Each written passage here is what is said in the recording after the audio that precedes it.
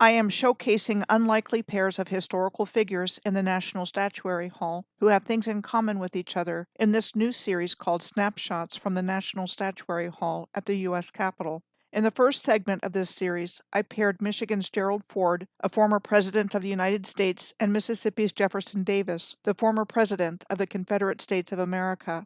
And in the second segment, I paired Dr. Norman Borlaug, Ph.D., often called the father of the Green Revolution, and Colorado's Dr. Florence R. Sabin, M.D., remembered as a pioneer for women in science. And in the last segment, I paired Louisiana's controversial governor, Huey P. Long, and Alabama's Helen Keller, a deaf-blind woman who gained prominence as an American author, lecturer, political activist, and disability rights activist. In this segment, I am pairing Henry Clay, described as an attorney and statesman from Kentucky, and Lewis Cass, described as an American military officer, politician, and statesman from Michigan. They were both contemporaries and major players in historical events during the time period in American history between Henry Clay's birth in 1777 and death in 1852, and the birth of Lewis Cass in 1782 and his death in 1866. My name is Michelle Gibson. I am taking an in-depth look at who is represented in the National Statuary Hall in Washington, D.C., in a series which I am approximately halfway through, in which sculptures of prominent American historical figures are housed, 2 for each state. My attention was drawn to it as worth investigating because I encountered 2 historical figures in my research who were represented in the National Statuary Hall: Father Eusebio Kino, a Jesuit missionary and cattle rancher for Arizona, and Mother Joseph Pariseau, who we are told was a Catholic sister and self-taught architect for Washington State. The appearance of these 2 historical characters in the National Statuary Hall made me wonder who else was chosen to be represented there and what could possibly be going on here. Henry Clay represents the state of Kentucky in the National Statuary Hall. Henry Clay was an attorney and statesman who served in both houses of Congress as the 9th U.S. Secretary of State, ran for U.S. President 3 times, and helped establish both the Whig Party and the Republican Party. Henry Clay was born in April of 1777 at the Clay homestead in Hanover County, Virginia, the 7th of 9 children born to the Baptist minister John Clay and his wife Elizabeth. His father died in 1781, and his mother subsequently remarried to Captain Henry Watkins, a successful planter. When Watkins moved the family to Kentucky in 1791, Henry Clay remained in Virginia. He ended up becoming a clerk at the Virginia Court of Chancery, where he got the attention of George Wythe, a professor at William and Mary College in Williamsburg, signer of the Declaration of Independence, mentor of Thomas Jefferson, and judge on Virginia's High Court of Chancery. Wythe chose Clay to be his secretary, a position he held for 4 years. During this time, Wythe influenced Clay's view that the United States could help spread freedom around the world. Clay finished his legal studies with Virginia Attorney General Robert Brooke, was admitted to the Virginia bar in 1797, and moved to Lexington, Kentucky, where he set up his law practice. Henry Clay married Lucretia Hart in April of 1799, the daughter of Colonel Thomas Hart, a prominent businessman and early settler of Kentucky, and they lived at first in downtown Lexington. We are told the Clays started building Ashland, a plantation outside of Lexington, in 1804. Ashland encompassed over 500 acres, or 200 hectares, on which Henry Clay's slaves planted crops of corn, wheat, rye, and hemp, the chief crop of Kentucky's bluegrass region. Clay also imported Arabian horses, Maltese donkeys, and Hereford cattle as livestock. The Maltese donkeys were one of the large breeds of donkeys bred by Henry Clay and George Washington, among others, to produce the American Mammoth jack stock to be used as work animals. Shortly after arriving in Kentucky, Henry Clay entered politics and was a member of what was called the Democratic Republican Party, also known as the Jeffersonian Republican Party, that championed republicanism, agrarianism, political equality, and expansionism. He clashed with state Democratic Republican Party leaders over a state constitutional convention. Clay was an advocate for direct election of public officials and the gradual emancipation of slavery in Kentucky. The 1799 Kentucky Constitution included direct election of public officials, but not Clay's plan for gradual emancipation, and instead retained the pro-slavery provisions of the original Kentucky Constitution of 1792, under which Kentucky was accepted as the 15th state admitted to the Union by the U.S. Congress.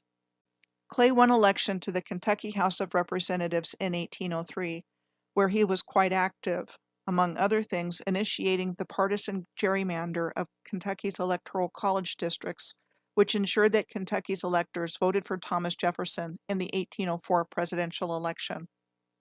Clay's influence in Kentucky politics was such that the Kentucky legislature elected him to the U.S. Senate in 1806, which he served in for 2 months before returning to Kentucky, at which time he was elected as Speaker of the Kentucky House of Representatives.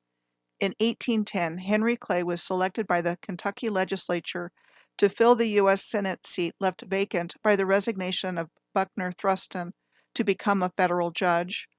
Clay quickly became a war hawk, favoring expansionist policies. He was a fierce critic of British attacks on American shipping and supported going to war against Great Britain, and advocated for the annexation of Spanish West Florida. Henry Clay was elected as Speaker of the U.S. House of Representatives for the 12th Congress, held between March 4th of 1811 and March 4th of 1813. Both houses of Congress had a Democratic-Republican majority in the 12th Congress. Historical events that took place during the 12th Congress included the Battle of Tippecanoe, fought on November 7th of 1811 in Battleground, Indiana, where William Henry Harrison defeated Tecumseh's forces of a confederacy of tribes opposed to European American settlement of the American frontier. The New Madrid earthquake on December 16th of 1811. Louisiana was admitted to the Union as the 18th state on April 30th of 1812. The War of 1812 began when the United States declared war on Great Britain on June 18th of 1812. Detroit surrendered to the British on August 16th of 1812, and the Battle of Queenston Heights in Upper Canada took place on October 13th of 1812, the first major battle in the War of 1812, resulting in a British victory. Altogether, Henry Clay was elected to 7 terms in the House of Representatives and was elected Speaker of the House 6 times. Henry Clay's first run for the presidency of the United States was in the 1824 election. There were 5 candidates representing the Democratic-Republican Party, including Clay, John Quincy Adams, and Andrew Jackson. Clay fell behind in state electoral votes, effectively knocking him out of the race, and he threw his support behind John Quincy Adams, who was elected president by the House of Representatives, and Henry Clay became Adams' Secretary of State. Followers of John Quincy Adams became known as National Republicans, and followers of Andrew Jackson became known as Democrats, and Andrew Jackson won the 1928 presidential election. It was during the Jackson administration that the U.S. Congress authorized, and the President signed into law, the Indian Removal Act of 1831, which authorized the administration to relocate Native Americans to land west of the Mississippi River, something which Henry Clay was opposed to. Henry Clay returned to federal office in 1831 when he won election in the Kentucky legislature to the U.S. Senate, and with Adams' defeat in the 1928 election, Clay became the leader of the National Republicans, who nominated Clay for president in the 1832 election. Jackson, a popular sitting president, won re-election. Several of the things that happened during the second Jackson administration revolved around banking and financial matters.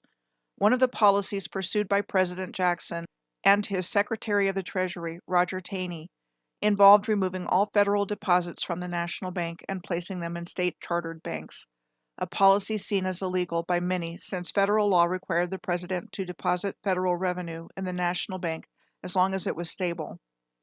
This policy of removing deposits united Jackson's opponents into one political party, which became known as the Whig Party, which had been the name of an earlier British political party opposed to absolute monarchy.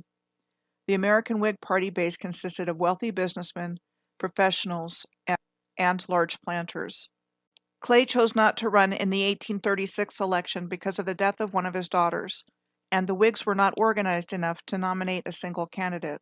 Despite the presence of multiple Whig candidates, Martin Van Buren, a Democrat, won the 1836 presidential election.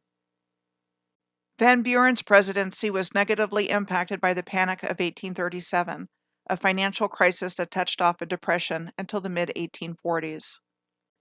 Clay and the other Whigs argued that Jackson's policies had encouraged speculation and caused the panic. As the 1840 presidential election came closer, many thought the Whigs would gain the presidency because of the economic crisis. Though Henry Clay ran in this election, he faced a number of issues regarding his electability, and the Whig Party member William Henry Harrison was elected that year. Harrison had the shortest presidency in U.S. history, dying from pneumonia 31 days after his inauguration in 1841. Harrison was succeeded by his vice president, John Tyler, another Whig. Tyler disappointed his fellow Whigs by not signing a bill to reestablish the National Bank, an important part of the Whig Party platform, and they ended up voting to expel him from the party. Clay won the Whig presidential nomination in 1844 and faced Democrat candidate James Polk, who won the election that year. Henry Clay returned to his career as an attorney after the election of 1844. The Mexican-American War started in 1846 over the disputed border region between Mexico and Texas. Clay gave a speech in November of 1847 in which he was highly critical of the war and attacked President Polk for fomenting the conflict with Mexico.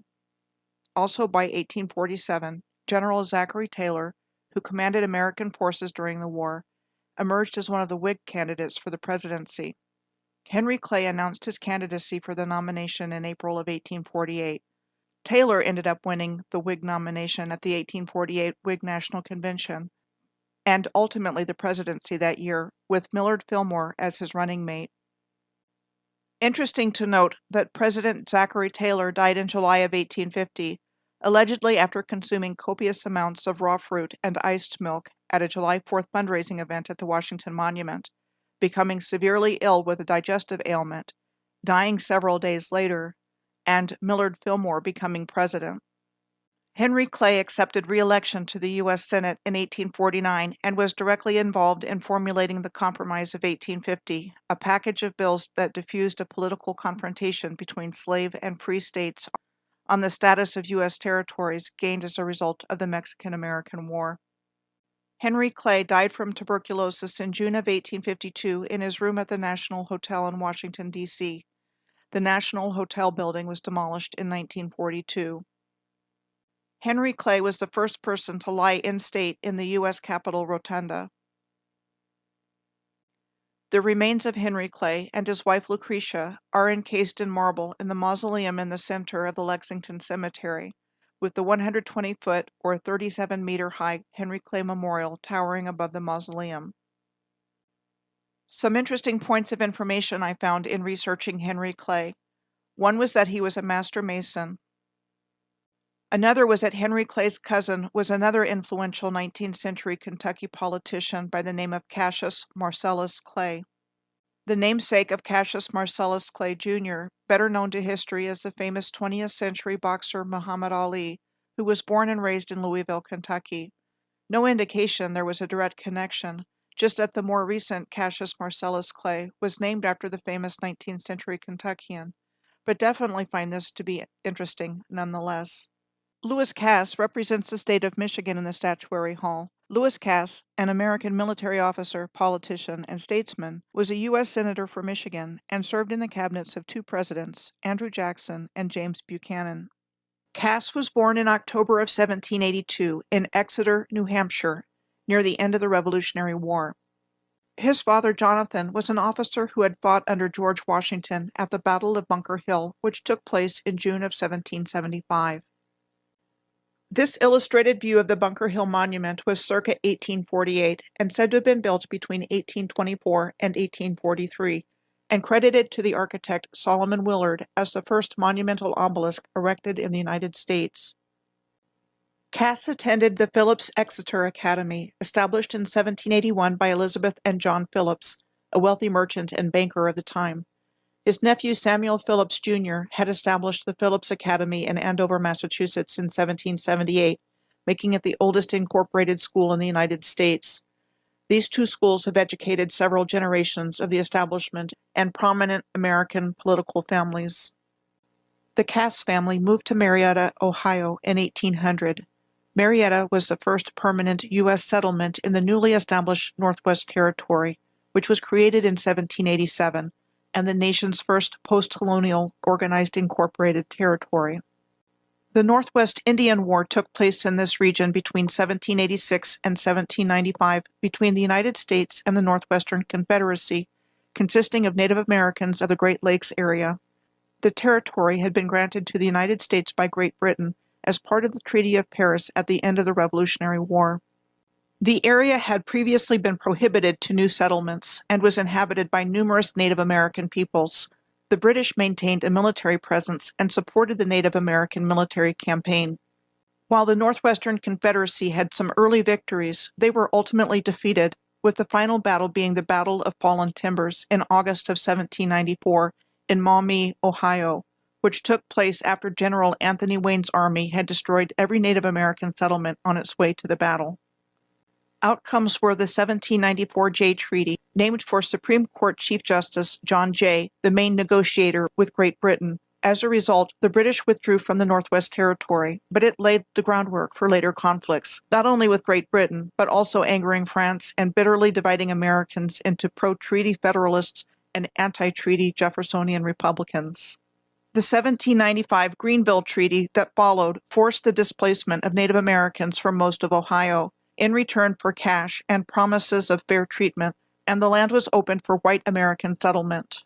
Lewis Cass studied law in Marietta under Return Meigs, Jr., who, among other accomplishments, became the first Chief Justice of the Ohio Supreme Court in 1803, and Cass started his law practice in Zanesville, Ohio.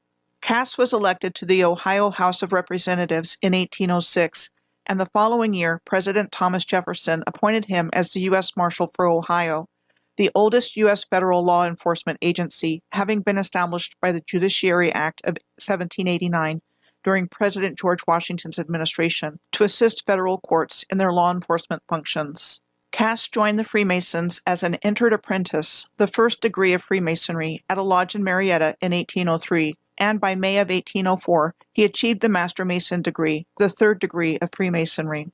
He was a charter member of the Lodge of Amity No. 5 in Zanesville, admitted in June of 1805, and was one of the founders of the Grand Lodge of Ohio in January of 1808, serving as its Grand Master multiple years. During the War of 1812, Cass rose through the officer ranks to become a brigadier general in the U.S. Army in March of 1813.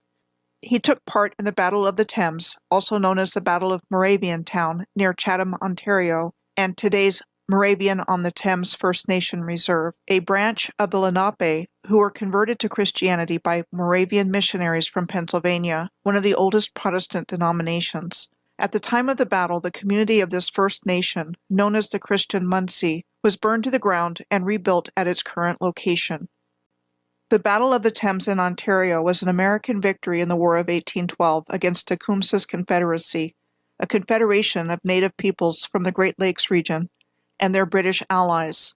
As a result of the battle, Tecumseh was killed, his confederacy fell apart, and the British lost control of southwestern Ontario. Cass was appointed as the governor of Michigan Territory by President James Madison in October of 1813, a position in which he served until 1831. During this time, he traveled frequently to negotiate treaties with Native American tribes in Michigan, in which they ceded substantial amounts of land. Cass was one of two commissioners who negotiated the Treaty of Fort Meigs, also called the Treaty of the Maumee Rapids, resulting in the ceding of nearly all the remaining lands in northwestern Ohio and parts of Indiana and Michigan of the Wyandot, Seneca, Delaware, Shawnee, Potawatomi, Ottawa, and Chippewa, helping to open up Michigan to settlement by white Americans. In return, land was allocated for reservations and financial compensation via annuities of various amounts for different lengths of time. Other examples of the involvement of Lewis Cass with these land-acquiring treaties included the 1819 Treaty of Saginaw with the chiefs and members of the Chippewa, Ottawa, and Potawatomi tribes, in which they ceded 6 million acres of land, for which they were promised up to $1,000 per year forever, and hunting and fishing rights on the land. Cass was also involved with the 1821 Treaty of Chicago, in which he traveled to Chicago to try and get more land from tribal nations in Michigan. As a result of this treaty, more Potawatomi, Chippewa, and Ottawa tribes ceded land, this time nearly 5 million acres of the Lower Peninsula. In return, they were promised about $10,000 in trade goods, $6,500 in coins, and a 20-year payment valued at about $150,000. And where did all these treaties land them? Like the Potawatomi? A very long way from home. Cass resigned as the governor of Michigan in 1831 to become President Andrew Jackson's Secretary of War, a position he would hold for the next 5 years. As President Jackson's Secretary of War, Cass was central in implementing the Indian removal policy of the Jackson administration after Congress passed the Indian Removal Act in 1830. The Indian Removal Act was directed specifically at the 5 civilized tribes of the southeastern United States, the Cherokee, Creek, Seminole, Chickasaw, and Choctaw, though it also affected tribes in Ohio, Illinois, and other areas east of the Mississippi River. Most were forced to Indian Territory in present-day Oklahoma, Kansas, and Nebraska. Cass was appointed as the U.S. Minister to France by President Jackson starting in 1836, and he held this position until 1842. Then in 1844, Cass stood as a Democratic candidate for the presidential nomination, but lost the nomination that year to James Polk, who defeated the Whig candidate Henry Clay to become the 11th President of the United States, serving from 1845 to 1849. Cass was then elected by the Michigan State Legislature in 1845 to serve as its United States Senator, a position he held until 1848, when he resigned in order to pursue an unsuccessful run for president that year. He was a leading supporter of the popular sovereignty doctrine, which held that the American citizens of a territory should decide whether or not to permit slavery there as a middle position on the slavery issue. Popular sovereignty was applied in the Kansas-Nebraska Act, which passed Congress in 1854, but was most notable for stoking national tensions over slavery on the road to the American Civil War and leading to Bleeding Kansas, a series of violent confrontations between 1854 and 1859 over a political and ideological debate over the legality of slavery in the proposed state of Kansas. After his loss to Zachary Taylor in the 1848 election, Cass was returned to the U.S. Senate by the Michigan State Legislature, serving from 1849 to 1857. He ran and lost for president a third time in 1852, losing the Democratic nomination that year to Franklin Pierce, who became the 14th U.S. president. A few years later, in March of 1857, President James Buchanan appointed an elderly Lewis Cass to serve as the Secretary of State in his administration around the same time he was retiring from the Senate. During his term of service as Secretary of State, Cass delegated most of his responsibilities either to an Assistant Secretary of State or to the President, though he was involved in negotiating a final settlement to the 1850 Clayton-Bulwer Treaty, which limited U.S. and British control of Latin American countries. Cass died in June of 1866 in Detroit and was buried in the Elmswood Cemetery in Detroit, Michigan's oldest continuously operating non-denominational cemetery, having been dedicated in October of 1846. Interesting to see so many classical-looking stone masonry tombs in Elmwood that are entombed in the earth surrounding them. Descendants of Lewis Cass included great-grandson Augustus Cass Canfield, longtime president and chairman of the Harper & Brothers Publishing Company, later known as Harper & Row, and grandson Lewis Cass Ledyard, a New York City lawyer, personal counsel to financier J.P. Morgan, and a president of the New York Bar Association. I am showcasing unlikely pairs of historical figures who are represented in the National Statuary Hall who have things in common with each other, as mentioned at the beginning of this video. In this pairing, Henry Clay and Lewis Cass were both acknowledged Freemasons. Both men served as the U.S. Secretary of State, Henry Clay during the administration of John Quincy Adams, and Lewis Cass during the administration of President James Buchanan.